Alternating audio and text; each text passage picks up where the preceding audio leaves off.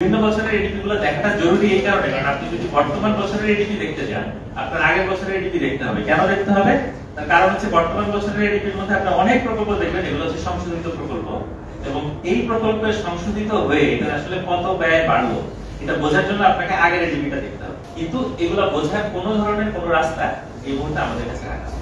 ধর মাধ্যমিক ও উচ্চ শিক্ষা অধিদপ্তরের একটা প্রকল্প, তথ্য প্রযুক্তির সহায়তায় শিক্ষার মান উন্নয়নের লক্ষ্যে নির্বাচিত বেসরকারি কলেজ সমূহের উন্নয়ন, এটার জন্য আপনার প্রায় ৫,৫৬৮ কোটি টাকার একটা প্রকল্প। আচ্ছা, এই যে শিরোনামটা এডিপির মধ্যে দেওয়া থাকলো, এটা দেখে আমি আসলে কি বুঝবো যে আচ্ছা বেসরকারি কলেজ সমূহের উন্নয়ন হবে, আসলে কি উন্নয়ন হবে যদি আমরা প্রশ্ন করি? কারো কাছে কোনো অ্যানসার? বাজেটের এই যে টাকা, এই টাকাটা পুরোপুরি ভাবে হচ্ছে জনগণের। কোম্পানির একজন কর্মচারীর কাছ থেকে কোম্পানি যদি নিতে পারে, কারণ কেন নিতে পারে? কারণ ওই কর্মচারীর নিয়োগদাতা হচ্ছে কোম্পানি, তাহলে সরকারের নিয়োগদাতা হচ্ছে আমরা, জনগণের টাকা। সেই টাকা কিভাবে ব্যয় হবে, সেই টাকা ব্যয়ের জাস্টিফিকেশন কি, এটা জানার কোনো সুযোগ গত 16 বছর ধরে ছিল। এই যে সরকার নতুন গণঅভ্যুত্থানের পরে আসছে, তারা বারবার বলছেন তারা সংস্কার চান, তারা নানান জায়গায় নতুন নতুন কাজ করতে চান। তাহলে সংস্কারটা কোথায়? বাজেটের মধ্যে আমরা তো কোনো সংস্কার দেখতে পাচ্ছি না। সবার আগে এই সংস্কারটাই তো করার দরকার ছিল যে বাজেটের প্রত্যেকটা প্রকল্পের যে প্রপোজাল, সেই প্রপোজালটা বিস্তারিতভাবে পাবলিক করা হবে। আমরা যেটা দেখি বুঝতে পারি এই প্রকল্পটা প্রয়োজনীয় নাকি অপ্রয়োজনীয়, এই প্রকল্পের এত কোটি টাকা কিনা হচ্ছে এটা প্রয়োজনীয় নাকি অপ্রয়োজনীয়। 990 কোটি টাকার আসবাব মাধ্যমিক ও উচ্চ শিক্ষা বিভাগ তারা কিনবে। এই 990 কোটি টাকার আসবাবের মধ্যে শুধুমাত্র একটা কলেজের জন্যই আপনার প্রায় 500 কোটি টাকার আসবাব কেনা হবে। তো এটা জানার অধিকার আছে যে কেন একটা কলেজ টোটাল আসবাবের খরচের অর্ধেকের বেশি পেয়ে যাবে, কি কারণে?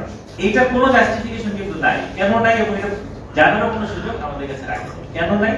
এই যে পদ্ধতিতে যে প্রক্রিয়াতে বাজেটটাকে উপস্থাপন করা হচ্ছে, এই কারণে এইটা অনতি বিলম্বে বন্ধ আসলে করা দরকার ছিল। এবং এটা কখন বন্ধ হইতো? যদি আপনি এই পরিচালন ব্যয়ের বিস্তারিত বাজেটে আপনি পাবলিক করতেন, যদি আপনি এই প্রত্যেকটা জিনিস বিস্তারিতভাবে বলতেন যে আমি এতটা গাড়ি কিনছি, এই জাস্টিফিকেশন, এই মডেল, এত দাম, আমরা তখন বুঝতে পারতাম যে বাজার দরে কিনছেন নাকি আপনি বাজার দর থেকে অনেক বেশি দরে কিনছেন, প্রয়োজনে কিনছেন না অপ্রয়োজনে কিনছেন। সেটা বোঝার রাস্তাটা বাজেটে নাই, এইটা আনতে হবে। গণঅভ্যুত্থানের পর আমাদের অন্তর্বর্তীকালীন সরকার এসে তারা কি করবেন? তারা গত অর্থ বছরে আওয়ামী লীগ সরকারের রেখে যাওয়া বাজেটে জনপ্রশাসনের বাবদ খরচ ছিল 1,75,000 কোটি টাকা। আমাদের গণঅভ্যুত্থানের সরকার এসে সেই জনপ্রশাসনের খরচ কমানোর বদলে তারা আরো 10,000 কোটি টাকা বাড়িয়ে দিয়ে এটা 1,10,000 কোটি টাকারও বেশি, 12,000 কোটি টাকা বাড়িয়ে 1,88,000 কোটি টাকা করবে। শিক্ষা খাতের বাজেট আপনার 9-10 যে অবস্থায় ছিল প্রায় 15%, সেখান থেকে আপনার 16-17 বছরে সর্বোচ্চ 16% ছিল। এরপর থেকে আজ পর্যন্ত কোনোদিন শিক্ষা খাতের বাজেট এই বাজেটে 16% হতে পারে, এবং এইটার ট্রেন্ডটা হচ্ছে নিচের দিকে, মানে নামছে, যতদিন যাচ্ছে নামছে। 2023 সালে কর ফাঁকিতে রাজস্ব ক্ষতি 2,26,000 কোটি টাকা, এই স্তরে সামিটের 2 কোম্পানি কর ফাঁকি দিয়েছে 1,100 কোটি টাকা বিজনেস স্ট্যান্ডার্ড।